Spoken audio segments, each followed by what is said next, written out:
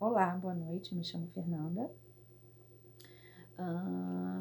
Estou aqui para elaborar a atividade proposta para o término do meu estágio, né, para completar as horas do meu estágio.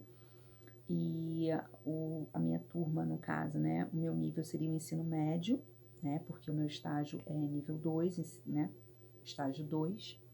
E eu montei uma aula pensando em uma turma de mais, né, do primeiro ano, segundo ano, com informações muito importantes, uma aula com um tema bem curioso, com um tema bem relevante, que é sobre a teoria da evolução, e uma diferença aí para que os alunos tenham uma noção da diferença entre a teoria da evolução vista por Lamarck, né, e por Darwin. Então, eu vou falar um pouquinho disso com o intuito de que o aluno ele consiga vislumbrar essa diferença no final, tá bom? Primeiro ponto, boa noite, nós vamos falar aqui, abordar o tema da teoria da evolução, né? Nós vamos falar um pouquinho da diferença entre esses dois cientistas, né? Primeiro eu vou falar aqui sobre Lamarck, que teve uma importância muito grande, né? Se hoje nós falamos sobre evolução, é porque nós tivemos aí o relato desses cientistas com um pensamento muito para frente para a época deles, né? Eu vou falar aqui para vocês sobre Lamarckismo, né? Lamarck foi um cientista que nasceu em 1744 e faleceu em 1829, né? Lamarck, ele acreditava muito que um ser vivo vem de outro ser vivo, né? Isso é muito forte. A teoria dele era baseada no transformismo, tá bom, gente? Ele escreveu o livro da Filosofia da Zoologia. Por incrível que pareça, ele escreveu esse livro em 1809, justamente o ano que nasceu Charles Darwin, tá bom? Então a gente tem que ter uma noção aí da diferença entre esses dois cientistas, porque Lamarck, né, ele tinha como palavra-chave, quando vocês observarem aí nos enunciados dos exercícios, que Lamarck, ele a base dele, né, ele tinha como a lei do uso e desuso. O que é isso? O ambiente induzindo muito a modificação da espécie. O que isso quer dizer? Lamarck acreditava muito que o indivíduo, né, vamos lá, se eu uso muito o meu braço, né, esse braço ele vai ser realmente necessário, ele vai se tornar resistente, ele vai desenvolver habilidades, então eu continuo tendo esse braço e esse braço ele é muito, muito importante. Se eu não uso esse braço e esse braço ele não é importante para que eu me alimente ou para qualquer benefício assim, esse braço ele vai atrofiar, né? Esse membro ele atrofia. Tanto que ele acreditava que o pescoço da girafa era comprido, por quê? Porque a girafa ficava muito tempo assim, procurando comida e querendo comer somente as folhas das copas das árvores, porque era um hábito dela. Então, esse caractere foi transmitido para os descendentes da girafa justamente por causa disso, porque ela esticava muito o pescoço para comer. E a gente sabe, depois de Darwin, que não era bem assim, né? Que existem as duas teorias, mas hoje a mais aplicada de forma mais coerente é a teoria da seleção natural, que toda vez que vocês escutarem seleção natural, vocês vão associar a Charles Darwin, tá? Se vocês escutarem a lei de uso e desuso, Lamarck, por favor, tá? Lamarck acreditava muito na adaptação ativa. O que é isso? Você modifica, você evolui e passa para o seu descendente. Tô aqui, eu quero virar marombeira. Tô lá fortona, viro Hulk. Tá, virei Hulk, esses músculos vão passar para os meus descendentes. Isso era o que cria o lamarquismo, quando a gente sabe que na verdade não é assim. Só que Lamarck, tanto Lamarck quanto Darwin, eles não tinham essa noção porque eles não tinham ainda, não tinha sido descoberta a questão da genética, né, da mutação, porque hoje a gente sabe que tudo isso é através do DNA, através das informações, dos alelos e tudo que tem a ver com a genética, né? Toda essa modificação, ela é passada para os nossos descendentes, esse sucesso, através dos nossos genes, né? Então, Lamarck acreditava muito na transmissão de caracteres adquiridos, ponto. Não que Lamarck não seja importante, Lamarck foi muito importante para que Darwin desenvolvesse a teoria dele. Então, ele lia muito Lamarck, que foi uma inspiração para ele, né? E em 1809, quando Lamarck escreveu o livro, né, como eu falei, Filosofia da Zoologia, nasceu Darwin. Darwin, ele era filho de médico, né, ou seja, o sonho do pai dele é que ele fosse médico também. Só que Darwin, ele era realmente assim, ele tinha muita sede em aprender, ele lia muito, muito, devorava livros, ele era um cara muito curioso e ele era um cara que decidiu se tornar naturalista, né? Ele chegou pro pai dele e falou: "Ô papai, não quero ser médico, estudei um pouco". Naquela época eles estavam começando a introduzir a cirurgia sem anestesia, então Darwin ficava muito assustado, né, de operar as pessoas sem anestesia, isso deu um baque muito grande para ele, além dele ser um cara extremamente religioso, tá, gente? Então Darwin, ele sofria muitos conflitos pessoais, ele era um cara meio depressivo, justamente porque tudo que ele descobria ia ao desencontro de tudo aquilo que ele aprendeu baseado na religião, né? Ele aprendeu que aquilo dali foi Deus que criou e vai ficar assim, é imutável, quando na verdade ele foi observando que não era bem assim, né? Que existia seleção natural, que existia evolução, ele só não sabia explicar muito bem como, porque ele não tinha a ferramenta da genética para poder realmente comprovar isso. Mas a teoria dele foi espetacular. Assim como Lamarck no tempo dele, Darwin também teve uma importância extrema, e é a teoria realmente que trouxe um boom na biologia, né? E hoje foi o darwinismo, o neodarwinismo, né? Que tem uma importância muito grande e realmente dita essa questão da evolução, tá? Pra gente, explica um pouco. A palavra-chave, toda vez que vocês escutarem seleção natural, vocês automaticamente têm que associar a Darwin, tá, gente? Darwin, ele acreditava muito que o ambiente, ele seleciona, ele não influencia na modificação das espécies, não. O ambiente, ele seleciona sempre o mais apto. Não significa que seja o mais forte, tá? O mais forte não, o mais apto. Ou seja, um conjunto de habilidades, entendeu? Que você se adapta ao ambiente. Hoje a gente sabe que a mutação, ela existe, né? Então a mutação, ela é por acaso. Claro que existem fatores externos, quando a gente é exposto à radiação, você vê aí tartarugas ou animais marinhos, né, que recebem uma grande quantidade de produtos químicos, né, de dejetos químicos.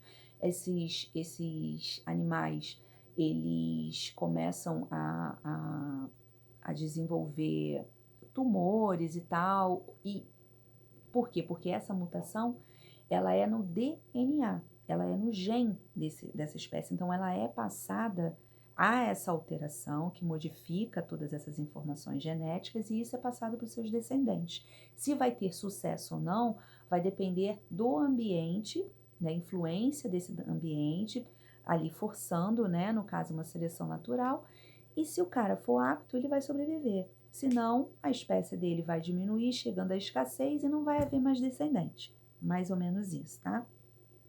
Então, para Darwin, essa modificação, ela vem por acaso, ela não tem explicação, porque na época ele não tinha noção da genética, tá? Atuando aí, que é o caso da mutação, tá bom?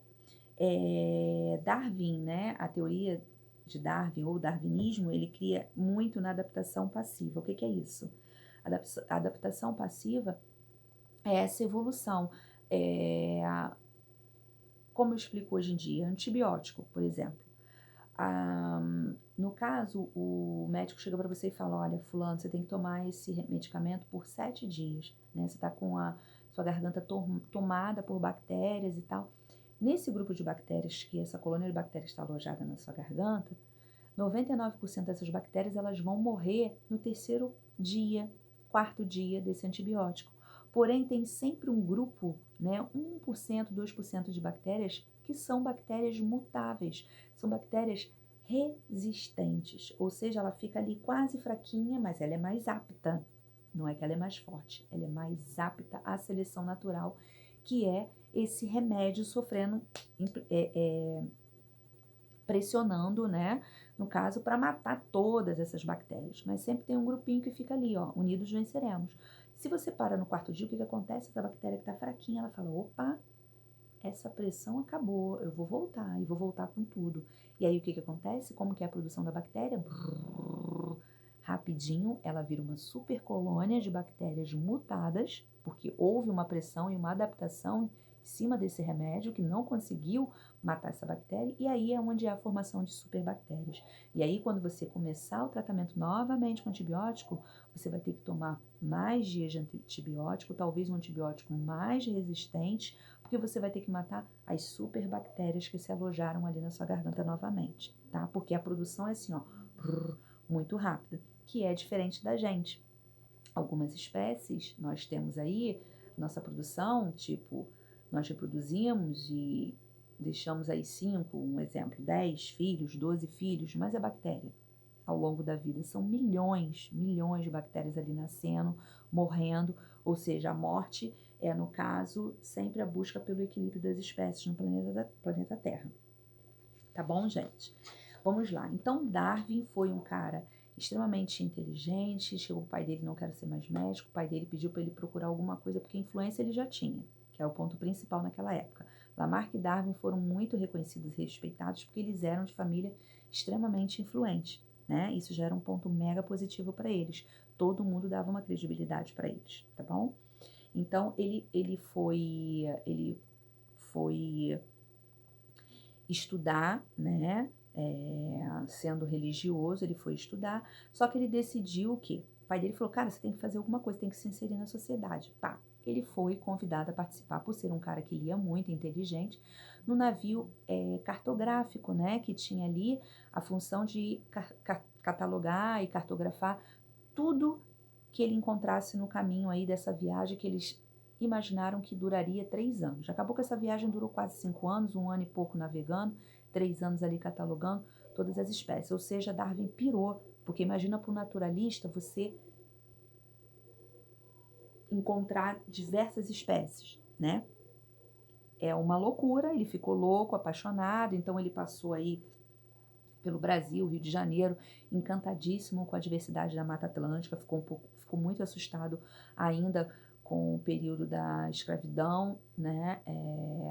Ele realmente ficou muito assustado, mas ele era um cara extremamente apaixonado, então ele ia colhendo todas essas informações que ele via, ele anotava tudo, catalogava tudo, pegava amostras e, para vocês terem noção da influência dele, que no navio ele tinha uma biblioteca à disposição dele o tempo que ele quisesse, né? Ele vivia realmente para estudar, né? Para catalogar e para adquirir conhecimento. Isso é muito importante. Quais são os dados escolhidos nessa viagem? Que ele demorou aí uns 20 a 21 anos para desenvolver a teoria da evolução, tá, gente? Que é, no caso, a seleção natural, né?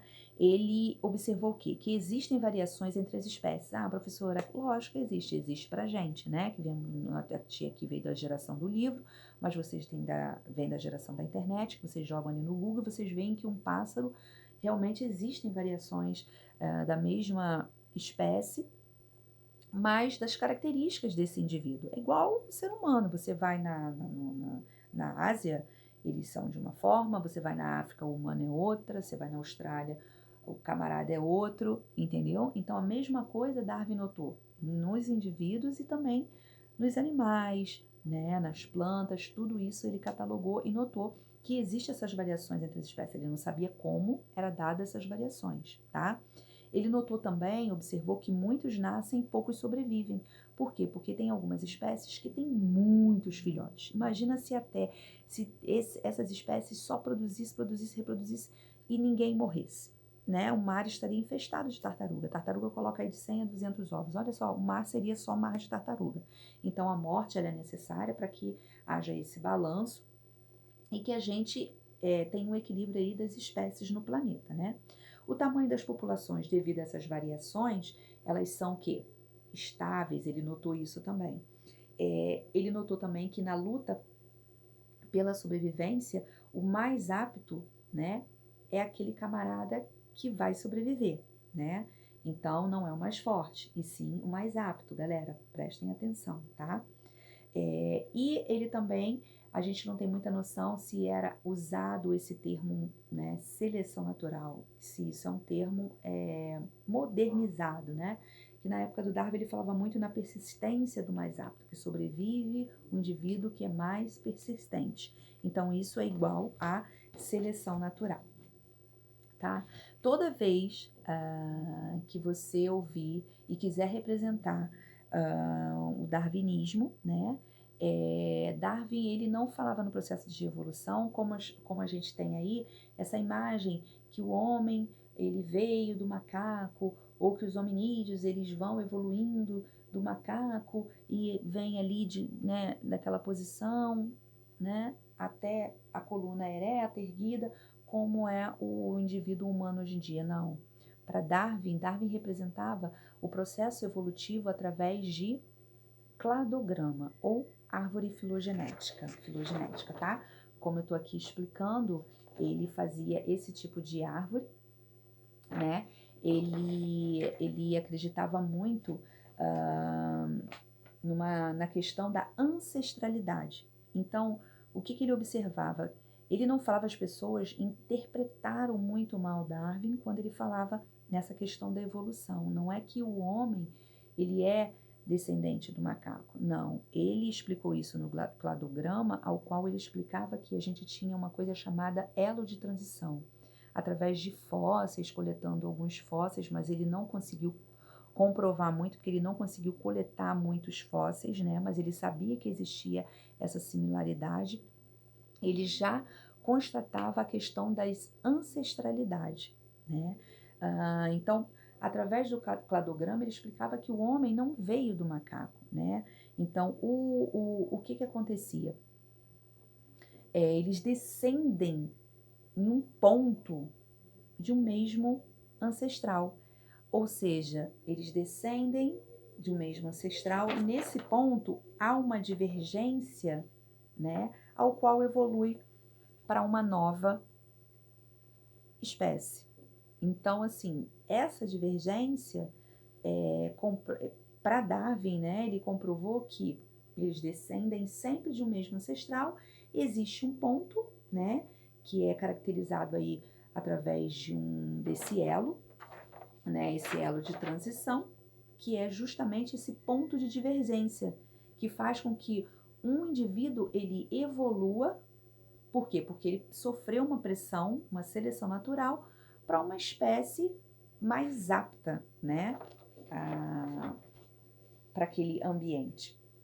O que Darwin ele ficou encantado, principalmente quando ele passou na ilha de Galápagos, tá, gente? Então ele ficou muito mega encantado, porque ele era fascinado por tartaruga, né? Eu acho que, se eu não me engano, ele levou até 3 tartarugas. Tem uma que o pessoal brinca muito, que, se eu não me engano, ela morreu em 2006 com mais ou menos 170 anos. Falaram que essa tartaruga ela era da expedição de Darwin, mas nada disso foi comprovado, né? Então ele observava muitas tartarugas e o que mais chamou a atenção, que foi que comprovou a teoria da evolução de Darwin, foi nas Ilhas de Galápagos, né? Que é um arquipélago ali um conglomerado de várias ilhas, e ele conseguiu catalogar ali tentilhões, né? Então ele conseguiu cartografar os tentilhões e ele observou o quê? Ele foi muito astuto, porque o bico, ele notou que era o mesmo pássaro, porém com o bico diferente. Então, o que ele reparou? O que ele notou? Ele observou, né? Porque o biólogo, ele observa muito, né? O naturalista, ele observa muito. Ele observou que para cada ilha tinha um tipo específico de alimentação, o que fez com que essa ave tivesse essa diferenciação nessa característica do seu bico. Para quê? Para que se alimentasse. Então, ele se tornou apto e ele divergiu para vários tipos de bico para que ele pudesse ter sucesso na sua evolução, né? Que foi deixar seus descendentes e de uma espécie ele conseguiu ter essa variação, essa variabilidade de bicos, tá? De característica dentro do mesmo grupo, tá bom? E o que Darwin ele não conseguia comprovar por ele não ter a disposição à ferramenta da genética. Como surgiam essas variações, ele não conseguiu explicar, né? E nem como era transmitida essas variações para os descendentes. Darwin não conseguiu comprovar, né? Apesar dele escrever, ele escreveu aí, ele demorou 20 anos para escrever o livro Origem das Espécies, que era um título muito maior. Se eu não me engano, esse livro teve aí umas 6 reformulações, né? Umas atualizações, que ele ia colhendo mais informações e ele ia melhorando esse livro, tá? Então, o livro Origem das Espécies, ele frisa bastante a seleção sexual, né? Então, dentro da seleção sexual, você tem aí a reprodução diferenciada. O que é isso? O indivíduo mais apto é aquele que deixa mais descendentes. Isso aí é um sucesso na biologia, tá? Não adianta você ser o mais lindo. Nossa, meu cabelo é lindo, mas se você não deixar essa característica positiva para os seus descendentes, de nada vale, tá? A descendência por modificação. Então, é a descendência devido à evolução. Ponto. Então, essa descendência por modificação, a gente não adianta só você, o que eu acabei de falar, não adianta só você você tem que evoluir. Evoluir é deixar, a gente tem que sofrer essa modificação positiva e passar para os nossos descendentes, né?